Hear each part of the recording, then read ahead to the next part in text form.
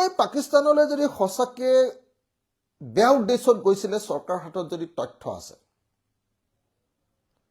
চৰকাৰৰ হাতত যদি প্ৰমাণ আছে, তেতিয়াহ'লে ছেপ্টেম্বৰ মাহৰ পৰা এতিয়ালৈকে SIT বনালে। ছেপ্টেম্বৰতে SIT প্ৰতিবেদন দিয়াৰ কথা আছিলে। 2 বছৰমান চলাই আছে নেকি এইটো ন? 2 বছৰ চলাই আছে। এই 2 বছৰত তেওঁক ইমান দিন গ্ৰেপ্তাৰ কৰা নাই কিয়? মই এইটো বুজিব পৰা নাই। মই বুজিব পৰা নাই যে আমাৰ দেশৰ কিবা গোপনীয় মানে সামৰিক সম্পৰ্কীয় বিষয় গৌৰৱ গগৈ যদি পাকিস্তানত গোপনীয় বিষয় তাত দিছে, তেতিয়াহ'লে এতিয়ালৈকে কিয় তেওঁক গ্ৰেপ্তাৰ কৰা নাই? এজন মুখ্যমন্ত্ৰীয়ে চোন অসমৰ মানুহক ফেচবুকত কবিতা এটা লিখিলেচোন গ্ৰেপ্তাৰ কৰে। ফেচবুকত হিমন্ত বিশ্ব শৰ্মাৰ পৰিয়ালৰ বিষয়ে লিখিলেও গ্ৰেপ্তাৰ কৰে। বিজেপিৰ বিৰুদ্ধে কিবা এটা কথা ক'লেও পুলিচে মাতি নি ফেচবুকটোকে নাইকিয়া কৰি দিয়ে। সেইজন মুখ্যমন্ত্ৰীয়ে যোৱা ছেপ্টেম্বৰ মাহতে SITৰ প্ৰতিবেদন দিয়াৰ কথা আছিলে, এতিয়া ফেব্ৰুৱাৰীত দিলে। আৰু আশ্চৰ্যজনক কথা, দেশৰ নিৰাপত্তাৰ লগত জড়িত ঘটনাটোৰ প্ৰতিবেদন কোৰ্টত নহয়, সংসদত বা বিধানসভাত নহয়, এইখন জমা দিলে ক'ত? এইখন জমা দিলে সংবাদমেলত। এইটো বৰ আচৰিত নহয়নে? আপোনালোকে নিজে কওকচোন, এজন সাধাৰণ নাগৰিক হিচাপে ভাবক যে অখিল গগৈৰ লগত, অখিল গগৈ পাকিস্তানলৈ গৈ, গৌৰৱ গগৈৰ কথাটো বাদ দিলো, অখিল গগৈ পাকিস্তানলৈ গৈ ভাৰতৰ বস্তুবিলাক মনে মনে গোপনে দি দিলে। ISIৰ লগত কাম কৰিলে, মিটিং কৰিলে। তাৰপিছত ভাৰতলৈ আহি অখিল গগৈ অসম বিধানসভাত নহয়, তেতিয়া সংসদত, গৌৰৱ গগৈ যিহেতু সংসদত এনেকুৱা প্ৰশ্ন সুধিলে, যিবিলাক প্ৰশ্ন সুধি লৈ সেই আচল কথাবিলাক উলিয়াই পাকিস্তানক সহায় কৰিলে। আৰু গৌৰৱ গগৈ চাগে হেৰিও নেকি, কি কয় আপোনাৰ সংসদৰ যিখন গৃহ বিভাগৰ যিখন বডি আছে, সেইখনৰ সদস্য নেকি চাগে, হয় যেন লাগিছে মোৰ মনত যিমান পৰে। নহ'ব পাৰে দেই। যদি তেতিয়াহ'লে গোটেই ঘৰৰ খবৰবিলাক চব পাই থাকে, আমাৰ ভিতৰৰ খবৰবিলাক গৌৰৱ গগৈ। এতিয়া গৌৰৱ গগৈ তেতিয়াহ'লে ইমান দিনৰ আগতে পাকিস্তানৰ লগত লিংক থকা মানুহ বুলি গম পায়। ইমান দিননো কিয়নো এই মানুহটোক এনেকে সংসদত থাকিবলৈ দিছে, কিয়নো ঘূৰি ফুৰিবলৈ দিছে, কিয়নো ভাৰতৰ খবৰবিলাক পাকিস্তানত দি থাকিবলৈ দিছে? এইটো আশ্চৰ্যকৰ কথা নহয়নে বাৰু ৰাইজ? মোৰ প্ৰথম প্ৰশ্ন অসমৰ মুখ্যমন্ত্ৰীলৈ, মোৰ প্ৰথম প্ৰশ্ন অসম চৰকাৰলৈ। মই প্ৰথম কিন্তু কৈ ললো যে গৌৰৱ গগৈয়ে প্ৰথমতে এটা স্পষ্টীকৰণ সংবাদমেলৰ জৰিয়তে তেওঁ নিজা কথাটোৰ নিজে উত্তৰ দিয়া দৰকাৰ বুলি মই ভাবোঁ। দ্বিতীয় কথাটো হ'ল যে যদি সঁচাকে গৌৰৱ গগৈ পাকিস্তানৰ লগত লিংক আছে, তেওঁ যদি সঁচাকে ISIৰ নিমন্ত্ৰণত পাকিস্তানলৈ গৈছে, যদি তেওঁ ISIত গৈ অসমীয়া বা ভাৰতৰ কোনোবা ল'ৰাক ট্ৰেইনিঙো দিছে, যোগাযোগ কৰাই দিছে, তেতিয়াহ'লে তেওঁক গ্ৰেপ্তাৰ কৰা হোৱা নাই কিয়? এইটো মোৰ কাৰণে আটাইতকৈ গুৰুত্বপূৰ্ণ প্ৰশ্ন। বহুতে ক'ব পাৰে যে নহয়, গৌৰৱ গগৈ ভাৰতৰ সংসদৰ লোকসভাৰ তেওঁ বিৰোধী উপদলপতি। কিন্তু নহয়, গৌৰৱ গগৈ ভাৰতৰ লোকসভাৰ বিৰোধী দলপতি নহয়। গৌৰৱ গগৈ কংগ্ৰেছৰ বিৰোধী দলৰ দলপতি, কংগ্ৰেছৰহে দলপতি। তেওঁ বিৰোধী দলবিলাকৰ দলপতি নহয়। চৰকাৰী তেওঁ কোনো বিষয়বাব নাই। ৰাহুল গান্ধী তেওঁ বিৰোধী দলৰ দলপতি, তেওঁ চৰকাৰৰ কেবিনেট মৰ্যাদাৰ মানুহ। কিন্তু গৌৰৱ গগৈ বিৰোধী দলৰ উপদলপতি নহয়। গৌৰৱ গগৈ কংগ্ৰেছ দলৰ উপদলৰ প্ৰতি লোকসভাত, গতিকে তেওঁ এজন সাধাৰণ সাংসদ। সেই সাংসদজনক যদি সঁচাকে আমাৰ বিধায়কবিলাকক গ্ৰেপ্তাৰ কৰিবৰ কাৰণে অকল আমাৰ বিধানসভাৰ অধ্যক্ষৰ পাৰ্মিশ্যন ল'লে হৈ গ'ল। এতিয়া লোকসভাৰ অধ্যক্ষৰ পাৰ্মিশ্যন লোৱাটো 1 মিনিটৰ কাম, কাৰণ এওঁ বিৰোধী দলৰ সদস্য হয়। গতিকে গৌৰৱ গগৈ কিয় গ্ৰেপ্তাৰ কৰা নাই, এইটো মোৰ কাৰণে আটাইতকৈ ডাঙৰ প্ৰশ্ন। তাৰমানে এইটো নেকি যে গৌৰৱ গগৈৰ যিটো অপৰাধৰ কথা কৈছে সেইটো আচলতে প্ৰমাণযোগ্য অপৰাধ নহয়। কেৱল গৌৰৱ গগৈ কংগ্ৰেছ দল অৰ্থাৎ বিৰোধী আটাইতকৈ ডাঙৰ বিৰোধী দলটোৰ অসমৰ ৰাজ্যিক সভাপতি হ'ল কাৰণে, অসমৰ আটাইতকৈ ডাঙৰ দলটোৰ বিৰোধী দলটোৰ সভাপতি হ'ল কাৰণে তেওঁ নিৰ্বাচনত অসুবিধাত পেলাবলৈ, মানুহৰ ওচৰত তেওঁক বদনামী কৰিবলৈ, মানুহৰ ওচৰত তেওঁৰ গ্ৰহণযোগ্যতা নাইকিয়া কৰিবৰ কাৰণে আৰু মানুহৰ পৰা তেওঁক টিটকাৰি দিয়াবৰ কাৰণে এইটো এটা ৰাজনৈতিক ইছ্যু হিচাপে লোৱা হৈছে নেকি? আজি গৌৰৱ গগৈ গ্ৰেপ্তাৰ নকৰাটোৰ পৰা মই খাটাং যে এইটো এটা একমাত্ৰ ৰাজনৈতিক ইছ্যুহে। ইয়াত কোনো আইনগত দিশ নাই, ইয়াত এনেকুৱা কোনো লিগেল ইছ্যু নাই যিটোৰ কাৰণে তেওঁক গ্ৰেপ্তাৰ কৰিব পাৰে। আজি অসমৰ মুখ্যমন্ত্ৰীৰ সংবাদমেলখন চাই মই দেখিলো যে গৌৰৱ গগৈৰ পত্নীয়ে পাকিস্তানত কাম কৰিছিল, এতিয়াও কৰি আছে হপাই, নাই আছে মই নাজানো, ইমান হিচাপ কৰি থকা নাই কাৰ গৈনেকে ক'ত কাম কৰে। তো পাকিস্তানত কাম কৰিছিল বা কৰে, আৰু পাকিস্তানত কাম কৰোঁতে তেওঁ কিবা এটা মুছলিম মানুহৰ নাম কৈছে নহয়, পাকিস্তানৰ কিবা উপদেষ্টা এজন, সেই উপদেষ্টা এজনৰ লগত কাম কৰে।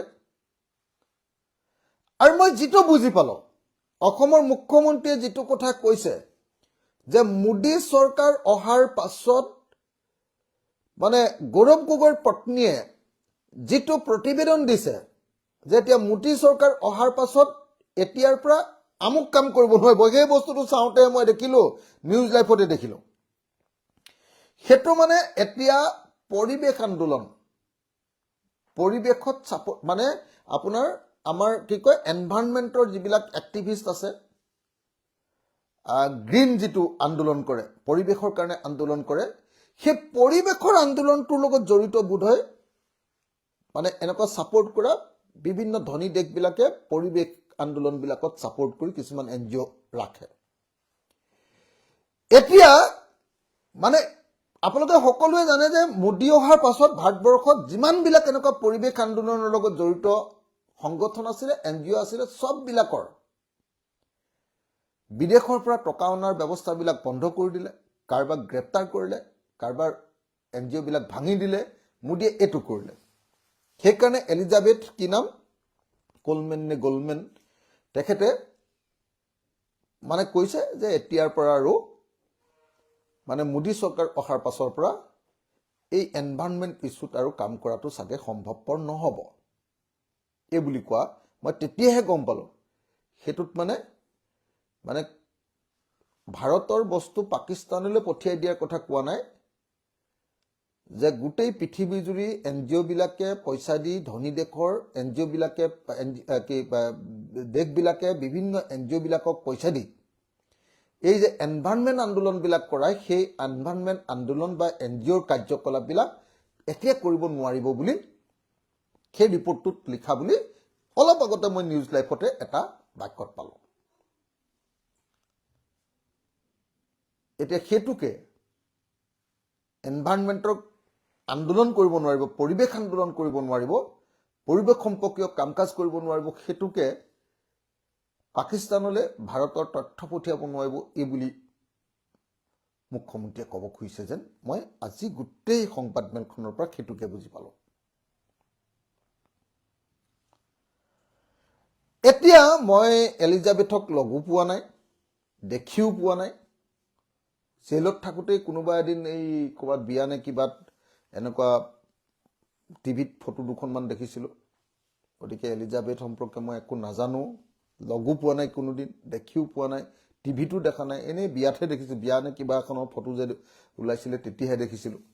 গতিকে একো নাজানো।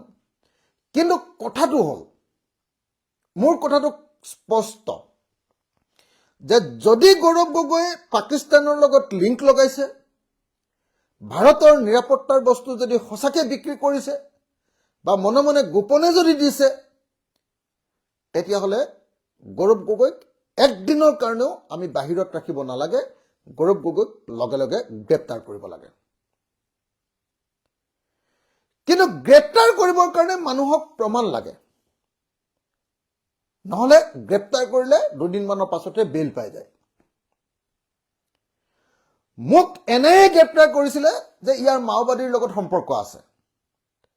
তাৰপিছত কোৰ্টে চাই ক'লে যে ধৈত তহঁতৰ এইবিলাক কাগজৰ কোনো কাম নাই, তহঁতৰ এই কেছটো ভুৱা। কেছটোকে কোৰ্টে নাইকিয়া কৰি দিলে। তাৰপিছত হিমন্ত বিশ্ব শৰ্মাই আকৌ কোৰ্টক ইনফ্লুৱেঞ্চ কৰি, মই শুনামতে এজন জাজক সুপ্ৰিম কোৰ্টলৈ তোমাক পঠিওৱা হ'ব বুলি কৈ মোৰ কেছটো আকৌ মানে মোৰ যিটো NIA কেছে ৰিজেক্ট কৰিছিলে সেইটোক আকৌ মোৰ ওপৰত জাপি দিলে, মই শুনামতে। এতিয়া মোৰ কথাটো স্পষ্ট, আকৌ এবাৰ মই ৰিপিট কৰি লৈছো যে গৌৰৱ গগৈ যদি সঁচাকৈ পাকিস্তানৰ লগত লিংক আছে, মই কিয় ভাই গৌৰৱ গগৈৰ লগত থাকিম? অসমৰ মানুহ কিয় গৌৰৱ গগৈৰ লগত থাকিব? কিন্তু যদি সঁচাকৈ পাকিস্তানৰ লগত লিংক আছে, তেতিয়াহ'লে মুখ্যমন্ত্ৰী বা ইমান দিন কিয় তেওঁক পুহি ৰাখিছে? যোৱা ছেপ্টেম্বৰ মাহৰ পৰা এতিয়ালৈকে 6 মাহৰ আগতে তেওঁ ৰিপৰ্ট দিম বুলি কৈ, ৰিপৰ্টটো পোৱাৰ লগে লগে তেওঁ গৌৰৱ গগৈক গ্ৰেপ্তাৰ কৰিব লাগিছিলে, নকৰিলে। তেওঁ ৰিপৰ্টটো আজি দিম, কাইলৈ দিম, পৰহিলৈ দিম, এইবিলাক কৰি এতিয়া ফেব্ৰুৱাৰী মাহলৈ আনিলে, ইলেকশ্যনৰ ওচৰলৈ। আৰু আজি ৰিপৰ্টটো চবৰ আগত গালে, আৰু গোৱাৰ পাছত গৌৰৱ গগৈক গ্ৰেপ্তাৰ নকৰিলে। তাৰমানে কি? তাৰমানে কথাটো হ'ল ফফফু, ৰিপৰ্টটোত একো নাই। তাৰমানে কথাটো হ'ল কি যে গৌৰৱ গগৈ পাকিস্তানলৈ যোৱাটো সত্য, কিন্তু গৌৰৱ গগৈ পাকিস্তানক কিবা তথ্য দিয়াৰ কোনো প্ৰমাণ চৰকাৰৰ হাতত নাই। SITয়ে তেনেকুৱা কোনো তথ্য নাপালে।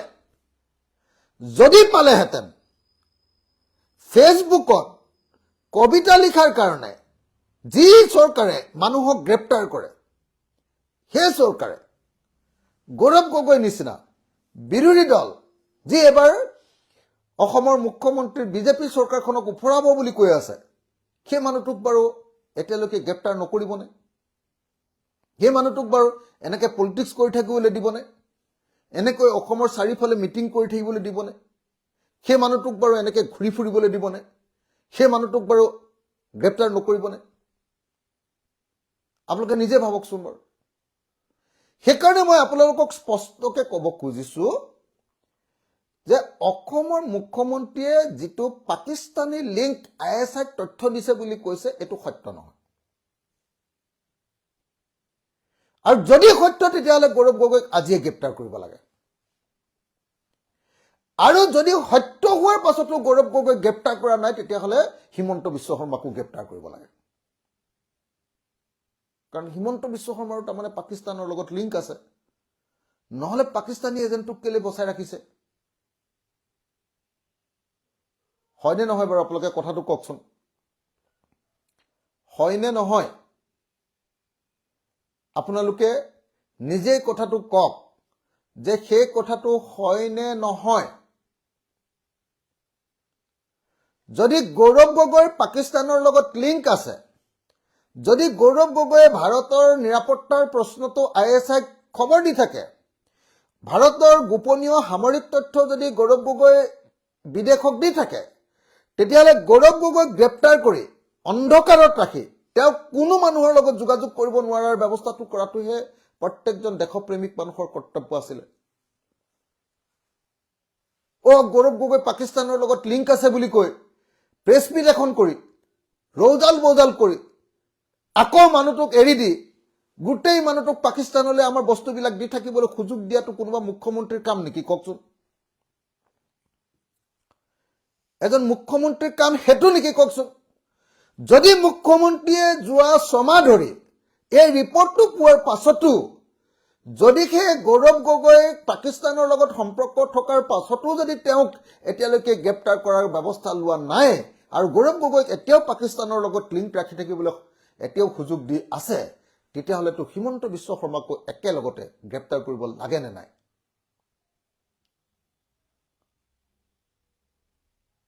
লাগে নে নাই আপোনালোকে নিজে কওক গতিকে মই আজিৰ সংবাদ মেলখনৰ পৰা এইটোৱে বুজিলো যে হিমন্ত বিশ্ব শৰ্মাই এইটো অকল ইলেকশ্যনৰ এটা হাথিয়াৰ হিচাপে গৌৰৱ গগৈ পাকিস্তান লিংকটো এই ঢোলটো বজাই আছে আচলতে ভিতৰত একো নাই ফফু বেঙেনা যদি ভিতৰত সিৰিয়াছ কিবা কথা থাকিলেহেঁতেন কেতিয়াও পৃথিৱীৰ কোনো দেশৰ মানুহে কোনো কেন্দ্ৰীয় চৰকাৰ কোনো ৰাজ্য চৰকাৰ কোনো পুলিচ কোনেও কেতিয়াও এনেকে এটা মানুহক এৰি নিদিয়ে আৰু এটা কথা চাওকচোন পাকিস্তানলৈ কিবা এটা বস্তু পঠিয়াইছে বুলি ক'লে আমাৰ আৰ্মিয়ে বাৰু গৌৰৱ গগৈক মানে এনে এৰি দিব নেকি কওকচোন ইণ্ডিয়ান আৰ্মিয়ে যদি গম পায় যে ই ভাৰতৰ বস্তু লাহে লাহে পাকিস্তানলৈ পঠিয়াই আছে ইণ্ডিয়ান আৰ্মিয়ে খুদাই এৰিব কওক লগে লগে ইণ্ডিয়ান আৰ্মি ভাৰতীয় আৰ্মিয়ে গ্ৰেপ্তাৰ কৰিবনে নাই বাৰু ভাৰতীয় আৰ্মিয়ে গ্ৰেপ্তাৰ কৰাই নহয় এনেকুৱা দুৰ্ধৰ্ষ পাকিস্তানী ISI এজেণ্টক মইতো ভাবো যে ভাৰতীয় আৰ্মিয়ে হয়তো মাৰিয়ে পেলাব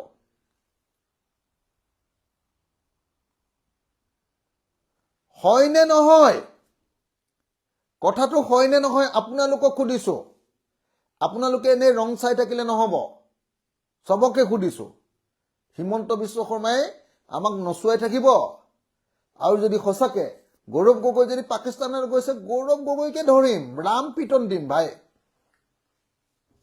খুদাই এৰিম নেকি পাকিস্তানক যদি বস্তু দি আছে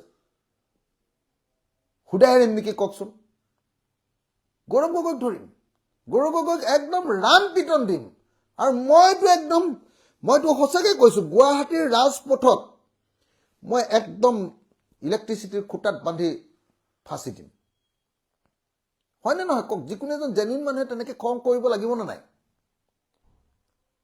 যদি সঁচাকে গৌৰৱ গগৈ এইবিলাক কৰিছে তেতিয়াহ'লে ডেফিনেটলি মইতো ভাবো যে তেওঁক গ্ৰেপ্তাৰ কৰিব লাগে মই আজি সঁচাকে ভাবি আছিলো যে আজি গৌৰৱ গগৈ গ্ৰেপ্তাৰ হ'ব গতিকে আমি আমাৰ এলায়েন্সটো যে বিৰোধী দলবিলাকৰ এলায়েন্সটো আমি পিছুৱাই আছিলো গৌৰৱ গগৈ পিছুৱাই আছিলে আমিও পিছুৱাই আছিলো আমি ভাবিছো যে গৌৰৱ গগৈ যদি গ্ৰেপ্তাৰে হয় তাৰ লগত চুক্তি কৰি কি লাভ আছে এনেকে ৰৈ আছিলো আজি তাৰিখত গ্ৰেপ্তাৰ হ'ব বুলি ভাবি আছিলো এতিয়া গৌৰৱ গগৈ গ্ৰেপ্তাৰ কৰিব লাগে বুলি আকৌ বিজেপি আন্দোলন কৰি আছে চৰকাৰখন কাৰ হিমন্ত বিশ্ব শৰ্মা কাৰ